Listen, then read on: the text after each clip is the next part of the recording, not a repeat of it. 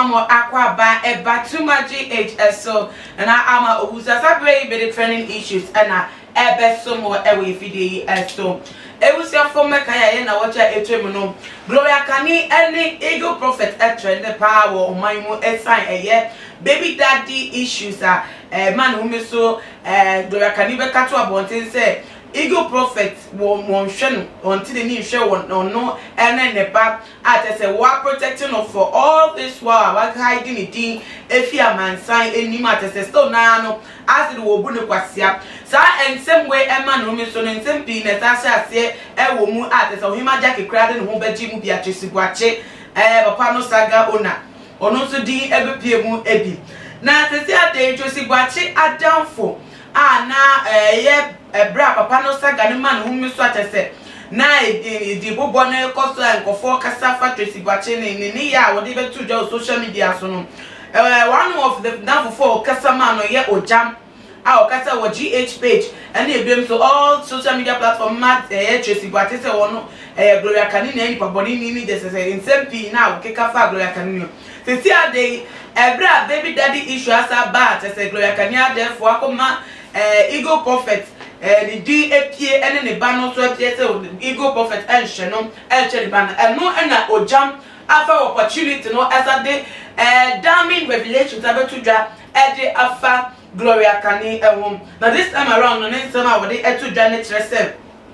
What try was it Tracy Boache Eka trend the say Gloria Kani and Mubie na Nunto Eka the say ego prophet prophet radio of Odro what fan or ever drinking spot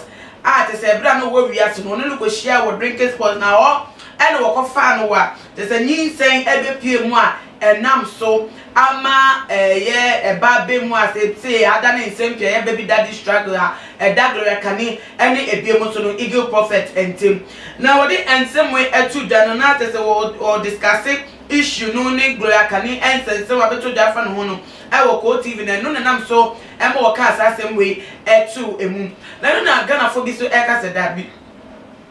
ze Tracy Gwache and the bi na no e ka che Ogyam asasem we de na onye ni papa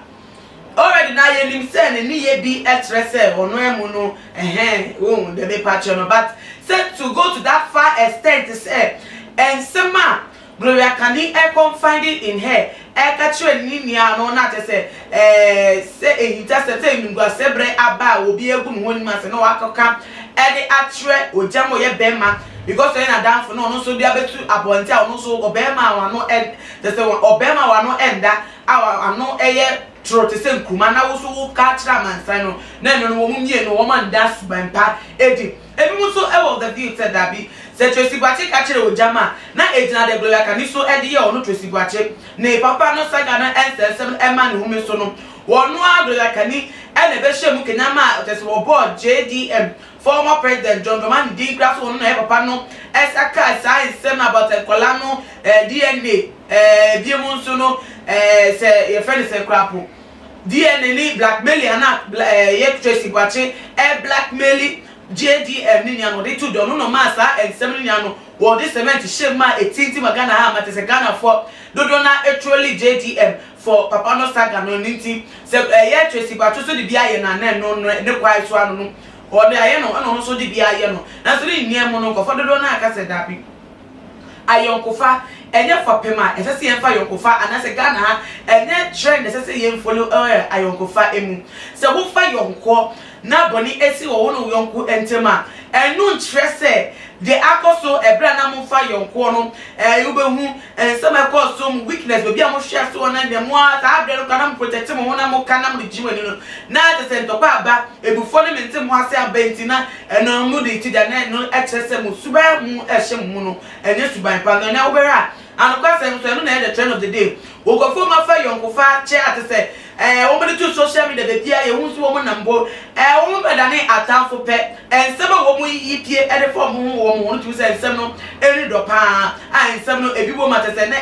wo po se wadamfo a wo trust no for some time I would dance and say when you did no, the baby to Jack, and therefore they go just because misunderstanding. Abba Muntim. Now, I didn't hear Mono say, Eagle prophet so ena wakofa Gloria Kani drinking spot and drinking spot no also no yen so na dey na odi for ye wo na mom say Gloria Kani na wo wi ase na maybe o twetwe ego prophet e dey call drinking bar home pa oye odi for kraten ko nim say Bible kraka e was someone say yentina say untimi tina bone for etna bia enti e be ni say e na osofo odi for timi edi obe echi ekotna the drinking spot na it say chile do cross afa no hon man yi say be piem na tese nsem no aye pi me de be si ha ye de ni edi te say Gloria Kani ba be yi nsem na no ana say igu prophet na mu be cheche nsem de be koso bia so no too much age e be to da na ni ye de so mo e wo fide yi so me de be si ha what you try no bo modia e fa so me e wo ye comment section na bi mo so no follow yen e wo ye Instagram e Facebook and e Twitter page at @ch0p'ped_ na ama Obusa enemy Macram. Too much GH. We did that say Japan. A break PM Besame TV. Me share too much GH. The move for. Hey, almost sports and as entertainment. Hey, the move for. Munko so show mo. No anybody de bia. Madam I say love you. Me did the Isaac Ogyam po. Obetun afem the great tempo. Mbrin. Wonu me nka mo ni hwe too much GH. Too much GH. Mo ye too much. Na me so me ye am fire. Too much GH. We are wate. Shout out to your fans and everybody who is watching Too Much GH. The major prophet kum chacha. On say me catch was say bomoden na hwe Too Much GH. On say me kan ye nyane bone pa na kase ye pe wo wi ase ya asonde asonde nti na Adam wo hu nyame ye no nyame no wo hu ne ma bi a wo hwehwehwehwe e wo other place ne ade kat won na bomoden na be hwe Too Much GH behwe na subscribe bomoden o behwe pe na wa ye subscribe o subscribe na subscribe na o subscribe a na wo benya ne yama papa a wo pe ahwe nyame shira na ura. Too much GH. Many have come and many have gone, but you are a great kankambuka ability worth being beheld by every optical nerves. That saith the papacy. Keep watching Too Much GH